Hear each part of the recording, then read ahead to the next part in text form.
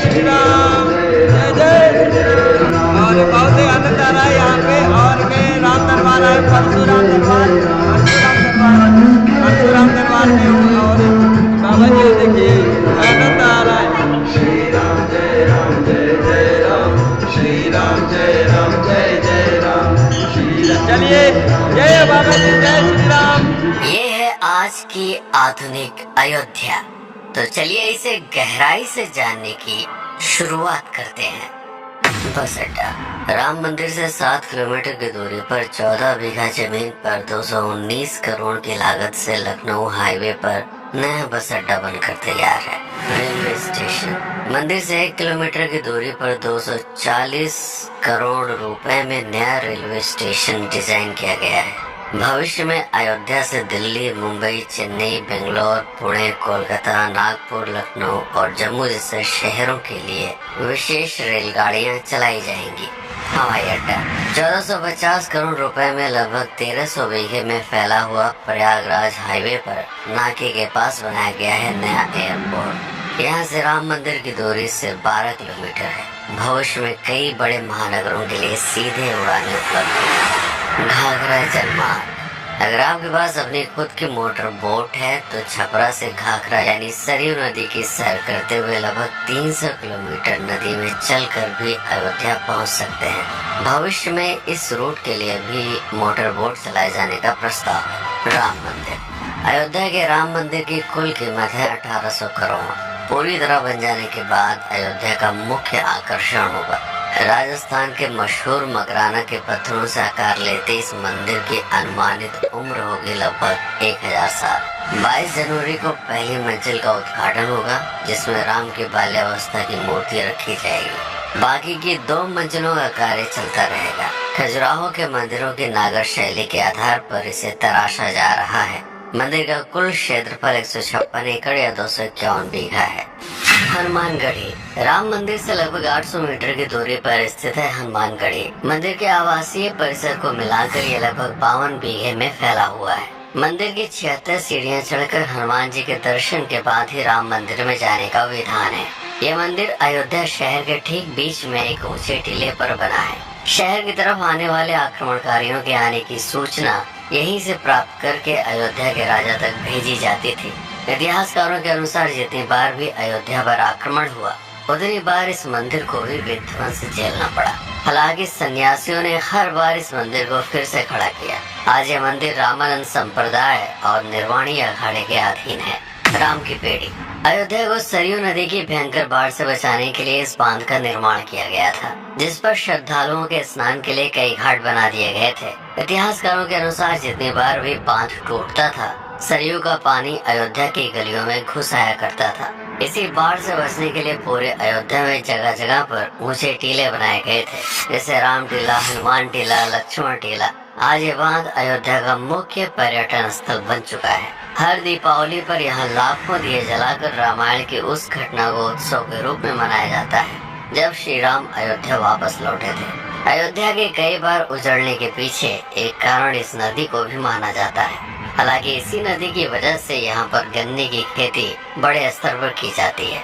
लता मंगेशकर चौराहा नया घाट और बस स्टैंड के पास ही अयोध्या का मुख्य चौराहा 6.7 करोड़ रुपए में बनकर तैयार हुआ है। पद्मश्री से सम्मानित राम सुथार जी ने 2 माह के कठिन परिश्रम के बाद इस 40 फीट लंबी वीणा को आकार दिया। 14 टन की इस वीणा को लता जी के स्मृति चिन्ह के रूप में यहाँ पर लगाया गया है। इसलिए इसका नाम नया घाट चौराहे से बदलकर लता मंगेशकर चौराहा कर दिया गया है। धर्मपथ नया घाट से कुछ पहले सड़क के दोनों तरफ 30 फीट ऊंचे 40 सूर्य स्तंभ लगाए गए हैं जिसे धर्मपथ का नाम दिया गया है जो श्री राम के राजकुल सूर्य वंश का प्रतीक है।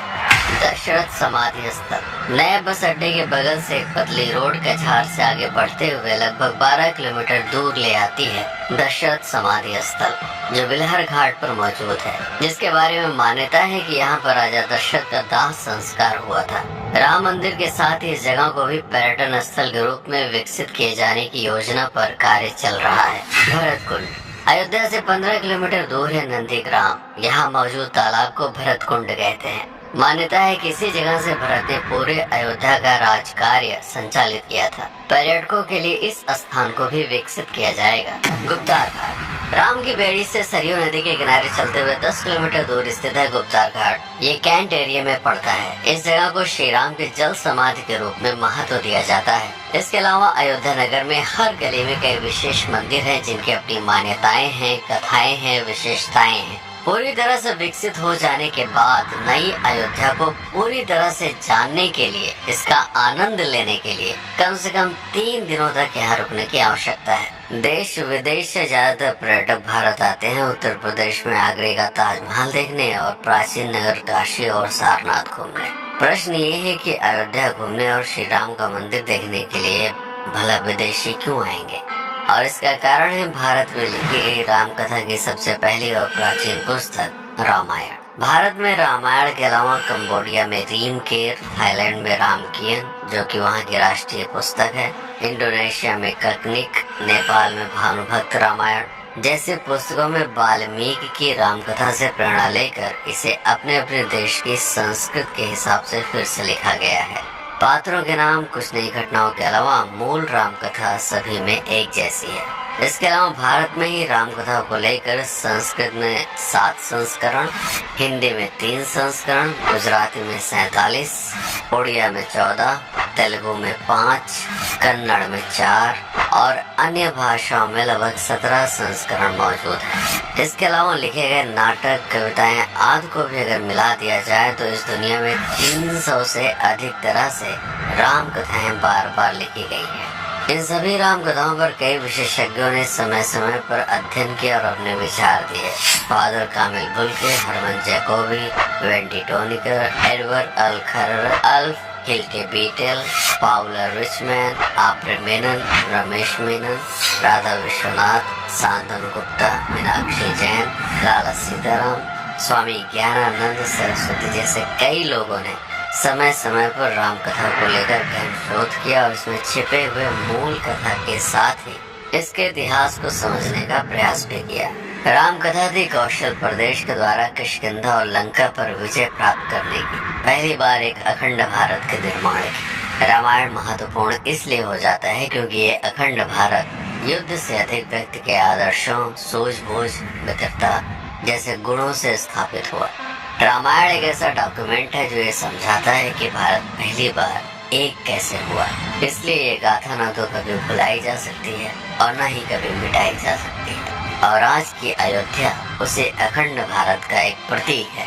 अपनी संपन्नता के कारण जिसने समय समय पर बाहरी आक्रमणकारियों का भी सामना किया। अयोध्या की इसी संपन्नता ने यहाँ पर मुगलों को भी आकर्षित किया। महात्मा बुद्ध भी यहाँ पर रुके, सिखों के गुरु साहब भी आए और जैन धर्म के तीर्थंकर भी। सिपाही ही नहीं बल्कि उनके अनुयायी यहीं पर बसते चले गए। अयोध्या कितनी बार बसी, कितनी बार उजड़ी, इसके बारे में बहुत अधिक प्रमाण उपलब्ध नहीं है। सूर्यवंश के पतन के साथ ही अयोध्या का भी पतन होता रहा। बीच में कई 100 सालों तक अयोध्या मानो विलुप्त सी हो गई। इसका कारण क्या था, इसका कोई प्रमाण नहीं है। अयोध्या को फिर से खोजकर उसे स्थापित करने में बार बार राजा विक्रमादित्य का नाम आता है, लेकिन विक्रमादित्य एक उपाधि है जिसे कई राजाओं को दिया गया था। तो ये कहना मुश्किल है कि किस कालखंड के कौन से राजा ने ये कार्य किया। कुछ विशेषज्ञों का मत है कि यह काम उज्जैन के राजा विक्रमादित्य ने किया होगा। नंद वंश, मौर्य वंश, शुंग वंश, गुप्त वंश आदि के साम्राज्य में भी अयोध्या का वर्णन प्राप्त होता है। सबसे बड़ा विध्वंस हुआ 1527 के आसपास बाबर के कार्यकाल में, जब राम मंदिर को ध्वस्त कर बाबरी मस्जिद स्थापित की गई। सन 1722 में बंगाल के नवाब अली वर्दी खान ने व्यापार के नजरिए से राम मंदिर से कुछ किलोमीटर की दूरी पर एक नया शहर बसाने की शुरुआत की। 1730 में अवध के पहले नवाब सादत अली खान ने इसका नामकरण किया फैजाबाद। इन्हीं के उत्तराधिकारी सुजाउद्दौला ने इसे अवध की राजधानी बनाई। 1775 में अवध के चौथे नवाब असफुद्दौला ने फैजाबाद की जगह लखनऊ को अवध की राजधानी घोषित की। रावण अहंकार का प्रतीक और श्री राम विनम्रता के सूचक। सत्ता में आने के बाद हर व्यक्ति को यह बात हमेशा ध्यान में रखनी चाहिए, सिर्फ रंग रोगन और पत्थर लगवाने से राम राज्य नहीं आएगा, बल्कि जिस दिन स्कूल, अस्पताल और सरकारी संस्थानों से भ्रष्टाचार खत्म होगा, लोगों का मुफ्त इलाज और अपनी भाषा में उच्च शिक्षा उपलब्ध होगी, उस दिन भारत उस पायदान पर खड़ा होगा जहाँ कभी हम हुआ करते थे। रामायण अहंकार पर विनम्रता की विजय है। अयोध्या को अगर पर्यटन स्थल का केंद्र बनाना है तो इस आधार पर बसाना होगा, राम राज्य लाना होगा, राजनीति नहीं। यदि इस वीडियो में कोई त्रुटि हुई हो तो उसके लिए क्षमा करें। वीडियो पर समय बिताने के लिए आपका जय श्री राम, जय अवध, जय भारत।